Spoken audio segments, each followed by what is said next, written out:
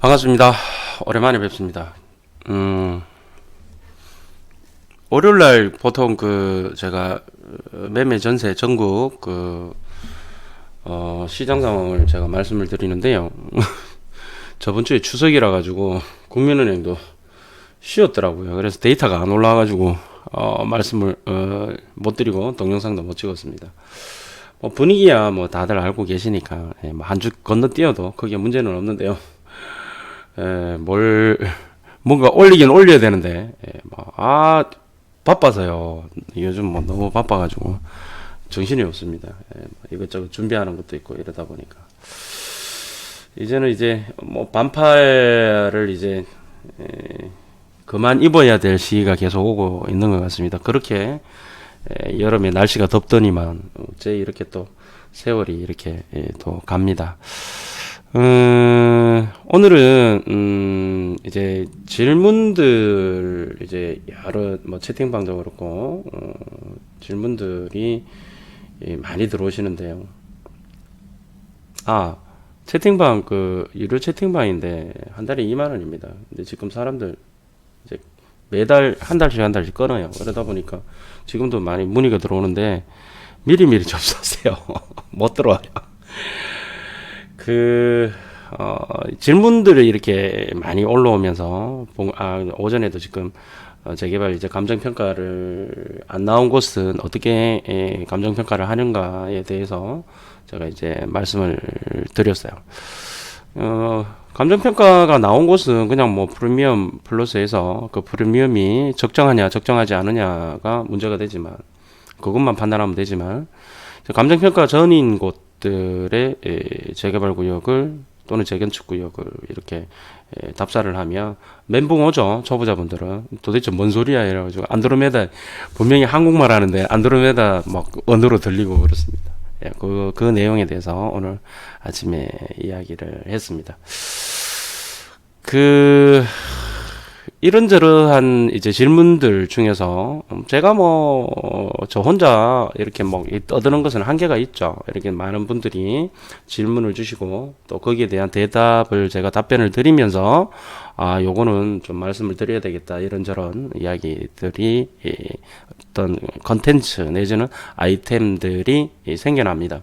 참 고맙게 생각하고요. 오늘도 그런 차원입니다. 이제 재개발 이제 현장 답사를 뭐 이렇게 하시는 분들이 많이 계시는데요. 이런저런 문제들이 많이 생깁니다. 이 재개발 또 이야기하려니까 요즘 이제 조정 지역은 지금 대출 때문에 큰일이죠. 맞습니다. 뭐 제가 삼성공 강의 때도 이야기하지만 바퀴벌레를 계속 때려잡으려고 열심히 노력 중에 있습니다. 이제 이게 어느 정도 바퀴벌레가 저항을 하느냐, 또 이렇게 정책을 집행하는 입장에서는 단순하게 부동산 가격을 잡을 줄 몰라서 안 잡는 게 아닙니다. 근데 문제가 이제 정치인들은 결국은 표가 중요하지 않습니까? 나중에 이제 뭐 이렇게 지렁이도 밟으면 꿈틀한다고 너무 이렇게 밟아 제끼면 바퀴벌레를 밟아 제끼면 문제가 나중에 생길 수 있죠. 왜냐면 우리나라의 54%에서 56% 지금 뭐 데이터마다 틀린데요. 이 정도의 숫자가 자가주택을 가지고 있습니다. 그러니까 자기 집이 있는 사람이 56%, 최대 56%까지 됩니다. 이런 거죠. 아버지는 집값이 올라갔으면 좋겠고, 아들은 집값이 떨어지면 좋겠죠. 근데 아들은 젊지만 세월 지나면 그 집이 지 집이 된단 말이야. 그러면 집값도 떨어지면 안 되잖아요. 이런 아이러니한 것들이 굉장히 많이 있습니다. 자, 그러다 보니까 이제 재개발도 이제 또 이제 조정 지역보다는 이제 비조정 지역으로 사람들이 눈길을 돌리지 않을까 이런 생각을 좀 한번 해봅니다. 그리고 이제 저녁에 이제 베트남 얘기가 그 방송에서 모 방송에서 나오더라고요. 나왔는데 그 패널들이 전부 다 이제 베트남을 좋다 그러고 뭐 인구 얘기하고 뭐 또 S전자 그쪽으로 넘어간 이야기들 하면서 또 이제 젊은 나라다 뭐 이렇게 하는데 삼성전자 지금 인도에 공장 짓고 있습니다. 그리고 베트남은 투자를 하려면 뭐 좋다 나쁘다를 이야기하지 않겠습니다. 제가 베트남 조사를 하고 이제 올린 게 있는데요. 유튜브에 구만수 베트남이라고 치면은 저 베트남 아파트 모르면 하지 마라는 동영상을 제가 저번 주에 올려놨습니다. 이거 베트남에 관심이 있거나 혹시나 해외 투자에 관심이 있으신 분들은 꼭 이걸 보십시오. 왜 그러냐면 제가 베트남을 좋다 나쁘다를 이야기를 한 게 아니고 돈이 투자가 되면 결국 회수를 해야 되잖아요. 근데 회수하는 방법에 대해서는 전혀 이야기가 없습니다. 근데 제가 그 얘기 해놨어요. 어떻게 돈을 가지고 올 거냐? 그러면 수익을 봤다라면 그 부분. 지금 현재 베트남에서 돈 못 들고 옵니다. 공식적으로는 들고 올 수 있다 그러지만 들고 온 사람이 한 명도 없어요. 예. 두 번째는 환율입니다. 환율, 환차손. 외국에 투자할 때는 항상 펀드든지 뭐든지 마찬가지입니다. 환해치가 안 되면요, 환차손이 일어납니다. 지난 베트남 10년간 환율이 70% 올라갔습니다. 동 가치가 베트남의 화폐 단위가 동입니다. 동 가치가 70% 폭락을 했다는 얘기죠. 돈이 그렇게 많이 들어가고 외자 유치를 그렇게 많이 받고 그 다음에 그렇게 경제가 발전하는데 왜 그 나라의 돈 가치는 떨어질까? 아무도 이야기 안 해요. 어제 방송에서도 이야기 안 하더라고. 70% 10년 동안 70% 올랐으면 폭등했으면 자 가격이 그럼 1년에 나눠서 대충 7%잖아요. 그럼 7%인데 집값이 7% 오르면 뭐합니까? 경제 성장률이 7% 오르면 뭐합니까? 환율이 7%또 폭등을 했는데요. 그러면 환차손이 일어나죠. 손해보는 거죠. 에너지 낭비하고 불안하고 그런데 돈은 손해보고 집값은 올라갔는데 앞으로는 올라갔는데 뒤로 까진다 그러죠. 우리 한국말로. 그런데 돈은 또 못 가지고 와. 보세요. 그래서 나는 이게 내게 아니다. 나는 투자를 안 했으니까 상관이 없다. 이게 아니에요. 앞으로는 해외 투자 뭐든지 펀드도 마찬가지고 굉장히 중요하기 때문에 보셔야 됩니다. 자, 서론이 길었는데요. 뭐 중요한 얘기라서 말씀을 드렸습니다. 재개발 10년 정도 쭉 들고 가면 어떨까? 그러니까 이게 어떤 질문이냐면 이런 거죠. 잘못 샀어. 거기는 재개발이 재건축이 안 되는 지역이에요. 근데 이제 노후화가 됐으니까 아주 이제 낡았으니까 이건 재개발 될 것이다. 재건축 될 것이다 하고 이제 아무 생각 없이 그냥 사는 거죠. 공부가 덜 돼 있는 상황에서. 사가지고 그러다가 이제 사람들은 물건을 사게 되면 그때부터 공부를 합니다. 그러면 이게 재개발 될 지역인데 왜 재개발이 안 되지 하면서 공부를 하다 보면 뭔가 잘못됐다는 걸 알아요. 그러면 저한테 질문을 합니다. 뭐라고? 제가 봤을 때 그 재개발 안 될 것 같은데요 라고 이야기를 하면 뭐 한 10년 정도나 뭐 20년 정도 갖고 있으면 안 되겠습니까? 라고 이야기를 해요. 뭐 될 수도 있고 안 될 수도 있겠죠. 뭐 법령의 변화가 있을 수도 있고. 근데 통상적으로 안 되죠. 그런 거 이유가 있어요. 두 가지 이유가 있는데 좀 이따 말씀드리기로 하고. 이렇게 예전에 요즘 뭐 재개발 재건축 엄청 전국적으로 이렇게 사람들이 관심을 가지지만 예전에 뉴타운 지정할 때 예전에 그러니까 2006년도 수도권 이제 박살났을 때에 서브프라임 모기지 사태 때문에 그런 것도 있지만 그때 당시에는 어떻게 사람들이 투자를 했냐면요. 이런 거 뭐 없이 그냥 뉴타운 발표되고 하니까 이렇게 노후화가 됐으니까 여기도 발표가 될 거야. 뭐 이거예요. 이거 발표가 될 거야. 여기도 개발이 될 거야. 아무 생각 없이 샀는데 뭐 정비구역 지정도 안 되고 뭐 아무것도 안 되는 거 출발이 안 되는 거죠. 근데 그게 투자가 굉장히 잘못된 거죠. 예를 들면 이런 거죠. 이게 재개발 재건축 정비 사업의 추진 절차입니다. 이런 추진 절차를 거치게 되는데요. 재개발 재건축 정비 사업을 하는 이유는 분명히 따로 있습니다. 따로 있는 이유가 이제 아파트를 짓는 방법은 여러 가지가 있어요. 뭐 주택법으로 해서 주택 사업 계획 승인 받아서 하는 경우도 있고요. 이게 재개발 재건축처럼 도시 및 주거환경 정비법에 의해서 그 정비 사업으로 하는 경우도 있고요. 뭐 산업단지에 지원 시설로 해가지고 또 들어가는 경우도 있고요. 도시개발 사업을 해서 아파트 짓는 경우도 있고, 택지개발 사업을 해서 택지개발 촉진법에 의한 택지개발 사업을 해서 아파트를 짓는 경우도 있고, 만들어진 건 똑같지만 만들어지는 과정은 어떤 법령을 따라서 가느냐에 따라서 엄청나게 차이가 있습니다. 물론 재개발 재건축이 일반 다른 사업에 비해서 굉장히 좋은 긍정적인 면이 많이 있습니다. 왜냐하면 이게 열악한 주거 환경을 개선시키기 위해서 여러 가지로 좀 행정 절차가 혜택이 주어지는 것들이 있습니다. 대표적인 케이스로 조합원 동의율이 75%면 사업이 진행된다라는 부분들이 굉장히 메리트가 있는데요. 통상적으로 자기 땅에 자기가 지으려면 100%의 자기 소유가 있어야 됩니다. 아니면 주택법에 전투법에 이제 하려면 95%는 자기가 이제 사용권이 넘어와야 이제 매도 청구를 통해서 나머지 5%를 이렇게 수용 빼들어올 수가 있습니다. 근데 뭐 75%하고 95%는 엄청나게 차이가 있죠. 그러다 보니까 정비 사업으로 하게 되면 아무래도 진행 절차가 빨라지죠. 빨라지지만 그만큼 25%의 반대파들에 대한 어떤 저항도 많이 있겠죠. 자, 오늘은 그 얘기 하려고 하는 게 아니고요. 일단 중요한 것은 이 지역이 재개발 재건축이 될 수 있겠느냐 없겠느냐. 이게 왜 그러냐면 지금 재개발 재건축 관심을 가지고 굉장히 사람들이 관심을 가지고 이렇게 현장 답사도 하고 어디 투자할 데 없냐냐 하고 막 이렇게 다니다 보면 프리미엄이 많이 붙었거든요. 관심이 많은 지역은 특히나 서울은 말할 것도 없고. 그러다 보니까 지금은 아니지만 앞으로 재개발 재건축이 가능하지 않겠느냐라고 생각하고 단순하게 이제 주거 상황이 좀 열악한 곳에 그냥 선투자 하시는 분들이 있습니다. 그건 이제 두 가지가 있는데 언젠가는 되겠지 하나하고 싸니까 딴 데는 비싼데 싸니까 선투자한다는 그런 개념입니다. 근데요 이게 이제 그런 게 아니에요. 그런 게 아니고 이게 뭐 법이 바뀌어서 언젠가는 될 수는 있겠지만 지금 현행 법령상이나 또는 현행 어떤 사업성에 봤을 때 비추어서 제가 말씀을 드리도록 하겠습니다.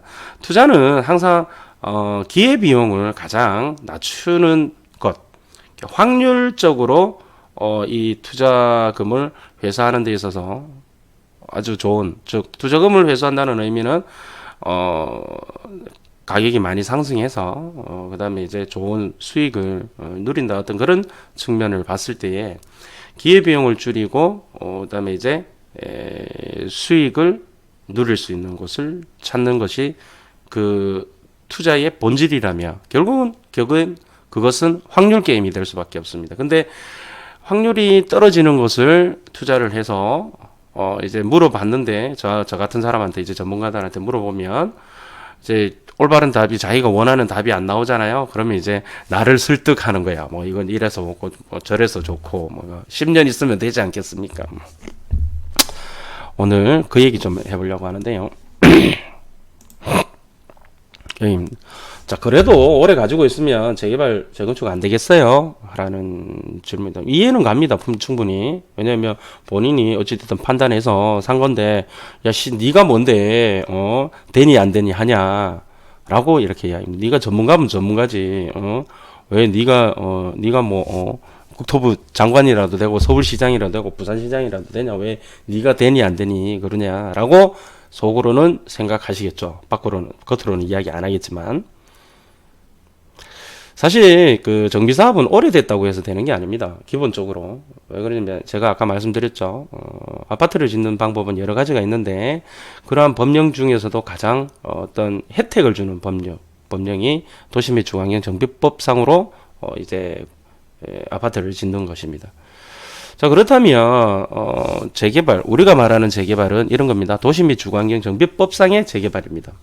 지금 말하고 있는 것은 일반 사람들은 이제 법령을 모르시는 분들은 재개발 재건축은 그냥 막 이렇게 하여튼 없애고 싹 없애고 다시 짓는 것을 다 재개발 재건축이라고 하는데요. 뭐 자기 땅에다 지을 수도 있는 것이고 뭐 주택법이라든지 아까 말씀드린 도시개발법이라든지 택지개발 촉진법 뭐 다른 법령 등을 가지고도 할 수가 있습니다. 하지만 여기서 지금 말씀드리는 건 도시 및 주거환경 정비법상의 재개발 재건축을 이야기를 하고 있습니다. 자, 첫 번째는 오래되었다고 해서 재개발이 안 되는 이유가 뭐냐? 즉 뭐냐면 이제 질문자가 투자를 잘못했는데 오래 가지고 있으면 뭐 재개발 안 되겠습니까? 이렇게 이렇게 열악한 지역인데 뭐 사람들이 제대로 살지도 못하는 지역인데 근데 그 두 가지가 있어요. 안 되는 이유가 첫 번째는 법리적인 문제고요. 하나는 사업성의 문제입니다. 여기 보시면 글에 나오죠. 그 도시 및 주거환경 정비법상에서 여기 절차를 보시면 여기 제일 앞에 기본 계획이라고 되어 있습니다. 기본 계획 수립이라고 있는데요. 도시 및 주거환경 정비법에 보면 50만 인구 50만 이상의 지자체에서는 도시 및 주거환경 정비 계획을 수립하도록 되어 있습니다. 즉 여기서도 알다시피 제가 항상 이야기하잖아요.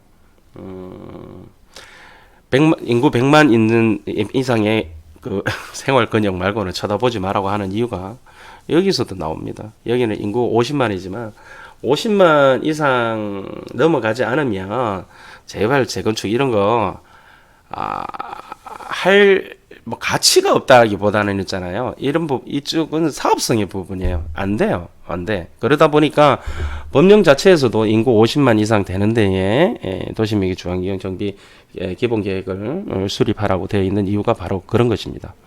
자, 어찌됐든 도시 및 주거환경 정비 기본 계획에는 이렇게 되어 있습니다. 향후에 여기가 너무 열악하니까 주거환경이 열악하니까 뭐 계략적이에요. 딱 정하진 않습니다. 계략적으로 이 지역은 정비구역으로 지정을 해서 정비 사업을 해야 되겠다라고 이렇게 계략적으로 지정하는 게 있습니다. 그것이 바로 뭐냐면 정비 예정구역이라고 합니다.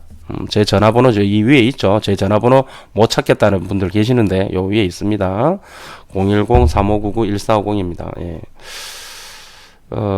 이 정비 예정구역으로 편입이 되어야지만 다음 순서대로 이렇게 갈 수가 있습니다. 즉 반대로 이야기하면 정비 예정구역으로 편입되지 않은 곳은 정비사업을 할 수가 없다라는 얘기입니다. 자, 그렇기 때문에 결국은 도시 및 주거환경 정비 기본 계획에 정비 예정구역으로 지정이 돼야 되는데요. 이 지정이 될 만한 곳을 샀다라는 얘기죠. 그분은. 했는데 실제로 정비 예정구역으로 지정이 될 수는 있어요. 지정이 될 수도 있는데 설령 안 되는 것도 태반이고 정비 예정구역으로 지정이 설령 되었다 하더라도 또 산 넘어 산입니다. 산 넘어 산이 왜 산 넘어 산이냐면 절차를 보시면 알겠지만 정비 예정구역으로 편입된 곳을 실제적으로 이제 정비구역으로 지정을 해야 됩니다. 이 정비구역으로 지정하는 효과는 어떤 게 있냐면요. 정비구역을 지정하게 되면 이때부터는 각종 개발 행위 내 집인데 내 마음대로 이렇게 뭐 증축을 한다던가 이런 게 안 됩니다. 왜냐하면 나중에 보상을 해줘야 되는데 종전감정값 평가를 할 때 금액이 높아지기 때문에 올 수도 됩니다. 우리나라 모든 법이 그렇습니다. 구역으로 지정하게 되면 그 안에 모든 개발 행위는 올 수도 됩니다. 자, 어찌됐든 정비구역 지정을 해야 되는데요. 이 정비구역 지정하는 것이 그렇게 만만하지가 않습니다. 단순히 낡았다. 내가 볼 때는 저기가 재개발 재건축이 돼야 될 것 같고 해야만 할 것 같은데 안 하고 있다 또는 못 하고 있다. 왜 그럴까?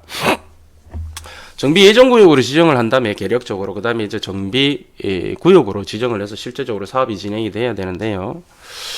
기본적으로 법령상에는 노후불량 건축물이 밀집된 지역에 대통령령으로 정하는 조건이 부합이 되어야 합니다.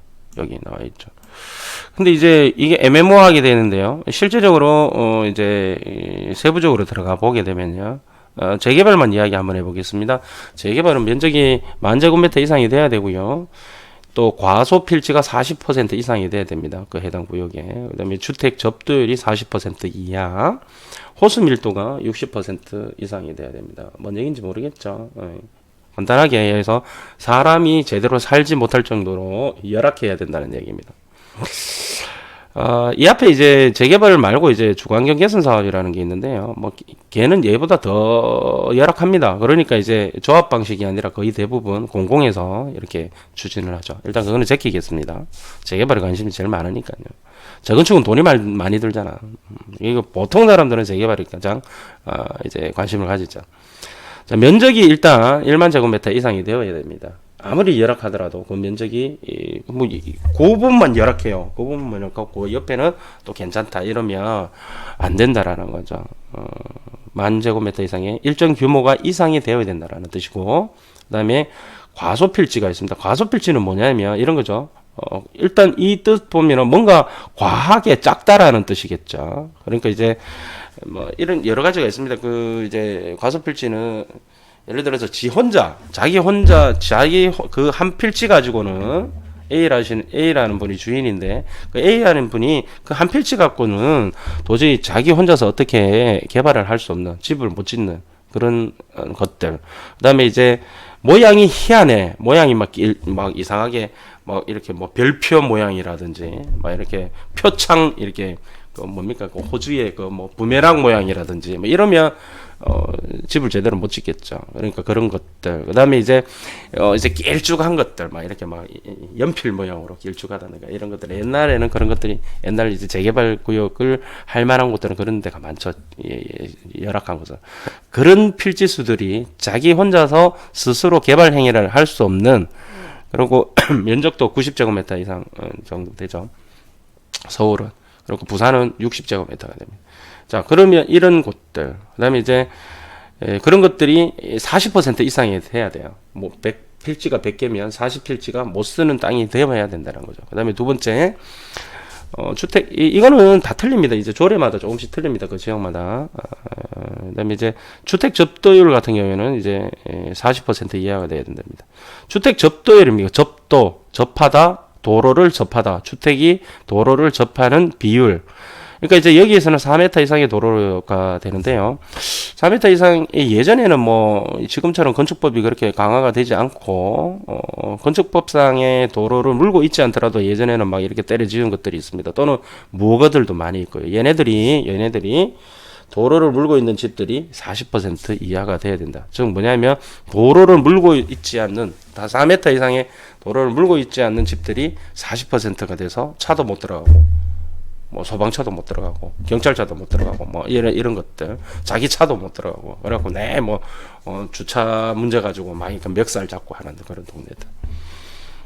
그다음에 호수 밀도입니다. 호수는 저기 집을 이야기하는데 여기서 호수문제는 각 한 동을 이야기합니다. 그러면 이거는 1헥타르, 그러니까 100m, 100m에서 10,000제곱미터, 그러니까 100m. 호수 밀도가 60 이상. 그러니까 집이 빽빽하게 들어가 있다는 거죠. 빽빽하게. 그런 것들. 이런 동네들이 되어야지만 이제 정비 구역으로 지정할 수 있는 요건이 된다라는 거죠. 물론 이제 이거 외에도 다른 것들이 있지만.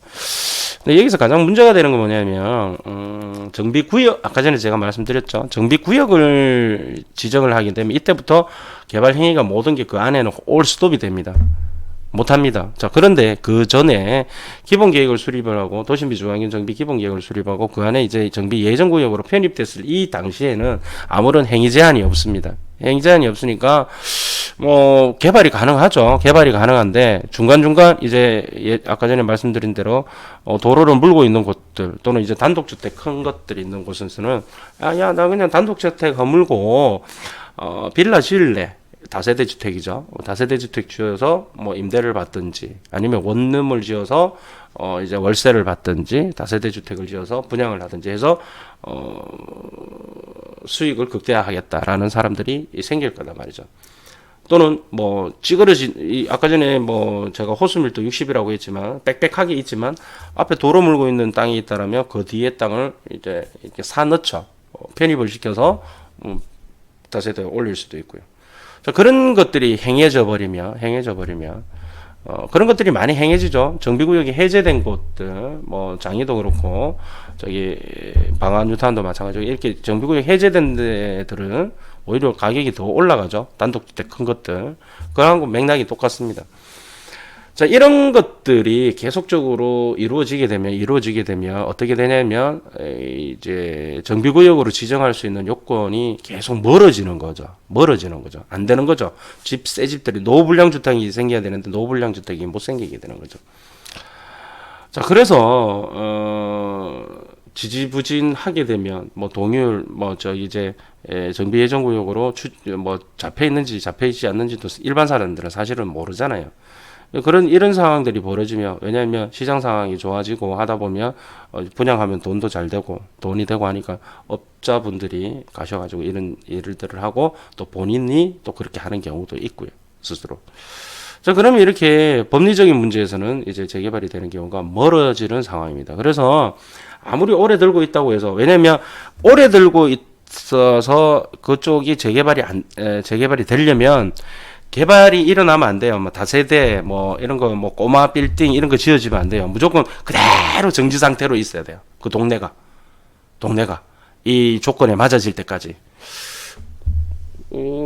공산국가도 아니고 하다못해 공산국가도 집을 짓는데 그게 힘들겠죠. 그런 부분들. 그래서 법리적으로 이 조건이 갖춰지는 데가 쉽지 않고요. 특히나 이제 또 지자체장들의 뭐냐면 어느 당 이야기는 하지 않겠는데 각 그 정당에 소속된 그런 정당의 그 어떤 정체성이라고 할까요? 그 정당에서 내세우는 어떤 가치들에 따라서 정책이 약간은 다릅니다. 어떤 정당은 웬만하면 전면 철거 방식, 재개발이 전면 철거 방식이잖아요. 싹 밀어내고 새로 만드는 걸 갖다가 이렇게 해야지만 제대로 도시가 만들어진다라고 생각하는 사람들이 있고, 아니다, 전면 철거하게 되면 그 안에 사는 원주민들 어디 가란 말이냐, 안 된다, 그냥 쓸고 닦고 페인트 칠해서 그렇게 도시 재생을 해서 가는 게 좋다라고 하는 정부도 있어요. 지자체장도 있고 정권도 있어요. 그건 어느 쪽이 맞다 틀리다의 문제가 아니고요. 한 번쯤 생각만 해보면 됩니다. 분명히 전면 철거를 하게 되면 그 부분에 원주민, 용산 사태가 그런 부분이죠. 원주민들이 굉장히 갈 곳이 없고 힘들어지는 부분은 분명히 있습니다. 근데 그 부분은 따로이 이제 보완 조치를 해야 되는 부분이라고 저는 생각을 해요. 모든 것이 에브리바디가 윈윈 할 수 있는 것은 어차피 우리가 이상적이라고 봤을 때 최선이 아니라면 차선책을 택하는 어떤 그런 부분들, 보완을 해야 될 부분이라고 생각을 하고요. 그런데 이제 우리나라는 이런 게 있어요. 유럽의 아주 오래된 도시들은 다 석조 건물입니다. 석조 건물이라서 세월이 몇백 년이 흘러도 돌은 그대로 있잖아요. 영구적이잖아요. 그러다 보니까 생활 양식, 그러니까 문화, 즉 뭐냐면 거실 문화가, 거실이 넓어야 되는데 거실이 좁고, 골목이 좀 넓었으면 좋겠는데 골목이 좁고, 이런 부분에는 불편한 부분이 있지만 그래도 집이 무너지고 이런 거는 없어요, 구조적으로. 그런데 우리나라 같은 경우에는 전후 6.25 전쟁, 그러니까 한국 전쟁이 일어난 후에 급속도로 압축적으로 성장을 하고, 그때 당시에 이촌향도 촌에 계시는 분들이 도시로 이렇게 감으로 인해서 주택이 부족해서 난림 공사 비슷하게 해서 굉장히 집들을 많이 지은 것들이 많이 있어요. 근데 이런 집들은 어떻게 해결할까요? 얘네들을 페인트 칠한다고 해서 해결될 일도 아니고, 부신다고 지붕을 고치고 한다고 해결될 일이 아니에요. 그렇다고 도로가 좁은 도로가 넓어지는 것도 아니고. 그래서 구조적인 문제가 있다라는 거죠. 양철 쪼가리 집은 많이 없어졌겠지만 예전에 지은 집들, 몇십 년 전에 지은 집들이 그대로 지금 이제 도시 재생을 하기 위해서 하긴 하는데요. 사실 쉽지 않죠. 개인 사유주 재산권인데 국가에서 지어줄 수도 없는 거고 새로 고쳐줄 수도 없는 거고, 그죠? 그러면 결국은 자기 돈으로 해야 되는데, 국가에서 하는 것은 이제 도로 이렇게 내주고, 그다음에 이제 집을 파시면 거기에 이제 국가에서 매수를 해서 뭐 주차장을 좀 이렇게 넣는다던가 또 이제 가로등을 설치한다던가 아파트처럼 관리사무소를 만들어서 어떤 그 생활 서비스를 한다던가 이런 부분들인데 그래요. 저는 어느 게 맞다 틀리다를 떠나서 분명히 이 양쪽 다 타당성은 있다고 생각합니다. 원주민들 그리고 이제 어떤 커뮤니티 거기에 살고 계신 분들이 어떻게 계속 생활을 영위해 나가는 어떤 그런 부분들. 7, 80 먹은 드신 나이 드신 할아버지 할머니가 재개발을 해가지고 큰 돈을 벌어본들 뭐 하겠습니까? 그냥 그렇게 사시다가 편하게 눈 감으시는 게 오히려 자기가 좋을 수도 있죠. 아무리 찌그러진 집이라 할지라도. 그래서 어느 게 맞다 틀리다라고 이야기하는 거는 사실 맞지 않고요. 어찌됐든 anyway 이런 절차들 때문에 안 된다. 정비구역으로 지정되는 게 힘들다. 그러면 결과적으로 재개발은 안 될 가능성이 높다라는 것을 말씀드립니다. 법리적으로. 두 번째는 이제 사업성의 문제입니다. 사업성. 즉 뭐냐면 재개발 사업은 사업하는 거예요. 정말로 조합이 결성을 해서 뭐냐면 이제 내 집과 내 땅을 현물 투자하는 거죠. 현물 투자를 해서 조합원 분양 받은 것을 내가 추가 분담금 낼 거 내고 평수를 늘려가니까 사실은 그건 추가 분담금도 아니에요. 평수를 늘려가니까 당연히 돈을 더 지불을 하는 거죠. 그런데 이제 사업성의 가장 중요한 연이 되는 게 뭐냐면 일반 분양분이 완판이 돼서 거기서 벌어들이는 수익을 가지고 조합원들이 나누기를 하는 것이 재개발 재건축의 기본 메커니즘입니다. 사업 메커니즘입니다. 자, 그렇다면 결국은 뭐가 중요해요? 일반 분양을 했을 때에 그 일반 분양 할 때에 완판이 되어야 되겠죠. 그것도 비싼 가격에 완판이 되어야 그 많은 이익금을 가지고 우리 조합원들이 가장 적은 돈으로 새 집에 입주를 할 수 있는 거게 되죠. 자, 그렇다면 재개발 재건축도 마찬가지입니다. 결국은 사업이기 때문에 그 사업성이 굉장히 중요합니다. 조금 전에 인구 50만 이상의 동네에만 도시 및 주거환경 정비 기본계획을 수립을 하라라고 되어 있는 것은 어떤 의미냐 하면 반대로 이야기하면 역설적으로 50만 이하는 안 된다는 거예요. 그것도 국가에서 한다라는 거지. 한번 볼까요? 제가 이제 블로그에 보면 노후화가 되었다고 재건축은 이루어지지 않는다 해서 2016년 9월달에 올린 건데요. 이거 보시면 알겠지만 어디라고 이야기는 보시면 압니다. 자, 이 아파트 가보시면요. 이 옆에 막 이렇게 나무로 지어진 창고가 있고요. 심지어는 여기 보면 불나가지고 있는 집도 있고 베란다 다 부서져 있는데도 그냥 있고 사람이 안 산다는 거죠. 그리고 어떤 데로 보면 이게 떨어져 있어요. 막 이렇게 한번 보십시오. 벽이 막 이렇게 콘크리트가 좀 부서져 가지고 떨어져 있고 뭐 이렇게 흉악하죠. 근데 사람 살아요. 사람 사는데 이게 물론 이제 사택이긴 한데요. 어찌됐든 이것뿐만 아니라 이건 조금 이렇게 이거 조금 이렇게 뭐라 그럴까요? 조금 이렇게 리얼리티하게 조금 더 하기 위해서는 물론 이제 사택은 한 소유주이기 때문에 도정법상의 재건축은 아닙니다. 하지만 이 회사에서도 마찬가지죠. 이게 돈이 된다라면 당연히 아파트 새로 지었겠죠. 자기 땅이니까 돈이 안 되는 거지 한마디로 얘기해서. 사업성이 없으면 재개발 재건축을 할 수가 없습니다.